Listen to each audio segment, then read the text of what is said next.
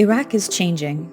The summers are hotter, the rivers are shrinking, and dust now fills the skies more often than rain. These changes affect everyone, but they don't affect everyone equally. Across the country, women are carrying much of this burden, yet they're also leading the way. Their knowledge, creativity, and persistence are helping communities adapt to an uncertain future. Through the Elevate initiative, early career researchers in Iraq and the UK work with women across the country to explore how they are strengthening resilience in the face of environmental change. In Al-Bukhasaf, a small village in the south of Iraq, lies what was once the great Al-Hawazin Marsh. The research team visited this village, listened to women's stories, and found a slow-moving disaster, a deliberate draining of life caused by drought, oil expansion, and security restrictions that cut people off from their land. Yet the women of Al-Bukhasaf are holding on with courage. They rise before dawn to tend to buffalo, gather fodder, and preserve what remains of their marsh knowledge, generations of wisdom about reeds, water, and care. But each year, more of this heritage disappears. This study shows that decision makers now face an ethical test to preserve life or legitimize its demise.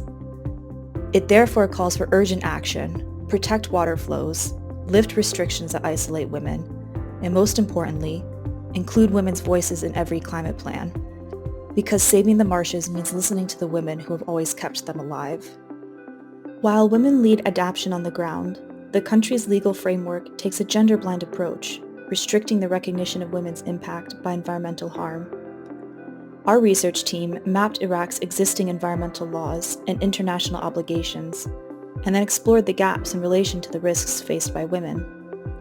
We spoke with women across 10 provinces who shared stories of losing jobs and livelihoods, suffering health risks, early marriage, and climate-linked insecurity, with no legal structure to define their crises, nor institutions to turn to for help. We also interviewed lawyers, parliamentarians, and activists, and reviewed Iraq's legal framework to explore why women are unprotected when harm occurs. By framing climate harm as a legal issue, not just a technical matter, we seek to lay the foundation for future cases, policy reform, and campaigns that treat Iraq's climate crisis as a social and justice crisis, and change this. Some women are choosing another way to make change, by showing the world what's happening through their own eyes. Our research team worked with 4 Iraqi women photographers to understand how their images capture the everyday impact of climate change, and how photography itself can be a form of resilience.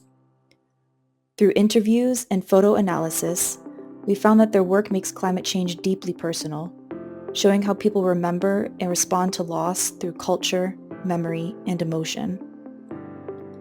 Their photographs create a counter-archive of climate reality, one that documents not only destruction, but care, identity, and belonging. In a world where data often dominates, these visual stories remind us that emotion, memory, and art are all forms of resilience, a form we call visual resilience. It is a new kind of archive that gives value to lived experience and the power of women's perspectives, and in doing so, helps call policymakers to witness climate change as a lived reality that requires not only recognition, but response. In Mosul, many women have been forced to leave their homes because of drought and rising temperatures. Starting over in the city isn't easy, especially when new job skills, social barriers, and limited opportunities stand in the way. To help, our research team developed a new training program working with women displaced by climate change, teaching practical skills, building confidence, and helping them connect with local leaders. After the training, more women said they wanted to start their own businesses, find jobs, or speak directly to officials about their needs. But many still felt isolated, unsure of their place in host communities.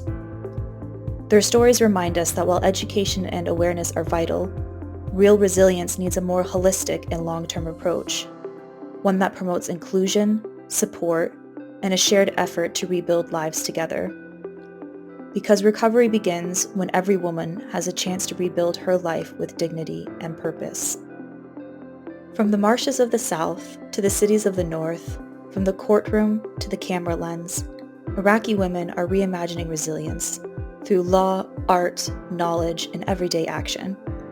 Their strength and creativity and persistence are shaping a more inclusive and sustainable response to climate change. The Elevate initiative celebrates their stories of endurance, innovation, and hope for a future where resilience belongs to everyone.